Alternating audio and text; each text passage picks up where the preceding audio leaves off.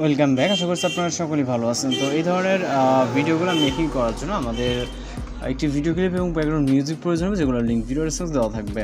তো এর পাশাপাশি আমাদের CapCut অ্যাপ্লিকেশনটিকে ওপেন করতে হবে, যার মাধ্যমে ভিডিওটিকে এডিটিং করবো। তো এখান থেকে আমরা ওপেন করার পর নিউ প্রজেক্ট অপশনে ক্লিক করব। এরপর ভিডিওস অপশন থেকে আমাদের একটি ভিডিও ক্লিপকে সিলেক্ট করতে হবে। এরপর অ্যাড অপশনে ক্লিক করব। এরপর ইন্ডিকে থেকে ওয়াটারমার্কটি অবশ্যই রিমুভ করবেন। দেন প্লাস ওখানে চাপ দিয়ে ফটো সেট করার জন্য এরপর ফটোস অপশনে চলে যাব। তো এখান থেকে যে কোনো একটি ফটো সিলেক্ট করবে, আপনি আপনার মতো করে একটি ফটো সিলেক্ট করবেন, এরপর অ্যাড করে নেবেন। তো ফটোটিকে সিলেক্ট করার পর এই ফটোটিকে যতটুকু পরিমাণ প্রয়োজন ফুল ফ্রেম করবেন। এরপর চলে যাবে স্টার পজিশনে মিউজিক অ্যাড করার জন্য অ্যাড অডিও, তারপর এক্সট্রাক্টেড। তো মিউজিকটি ভিডিওটা সমস্ত দিতে হবে, এটা থেকে জাস্ট অডিওটাকে ইনপুট করতে হবে। জাস্ট সিলেক্ট করে ইনপুট সাউন্ডে ক্লিক করলে আমাদের মিউজিকটা অ্যাড হয়ে যাবে। তো এরপর এইটাকে আমরা ভিডিও স্টার্ট থেকে মিউজিকের এন্ডিং পর্যন্ত নিয়ে যাবো। ওকে, ফটোস লেয়ারটা।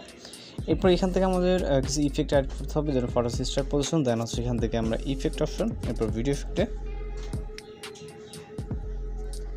এরপর এখান থেকে আমরা নাইট ক্ল্যাপ ক্যারি করতে চলে যাবো।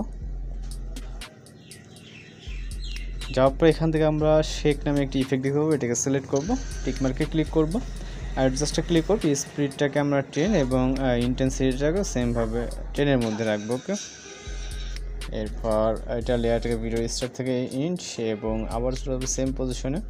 যারপর ভিডিও ইফেক্ট। এরপর চলে যাবো রাইট সাইডে রেট্রো ক্যাটাগরি থেকে, এবং এইখান থেকে আমরা ব্ল্যাক নয়েজ নামে একটি ইফেক্ট দেখতে পারবো, এটাকে সিলেক্ট করবো। ওকে, টিক মার্কে ক্লিক করব। এরপর ইফেক্ট লেয়ারটাকে এন্ডিং পর্যন্ত, দেন আবার একটা ইফেক্ট অ্যাড করতে হবে, এই জন্য ভিডিও ইফেক্ট। এরপর রাইট সাইডে চলে যাব। এইখান থেকে আমরা ডার্ক ক্যাটাগরিতে যাব।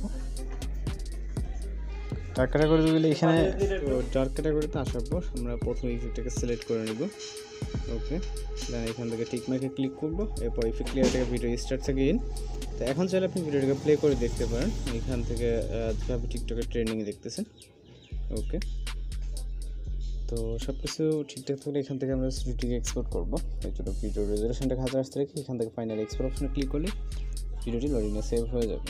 এই ছিল আজকের এডিটিং টিউটোরিয়াল। দেখা হচ্ছে পরবর্তী কোনো ভিডিওতে। ভালো থাকবেন, সুস্থ থাকবেন।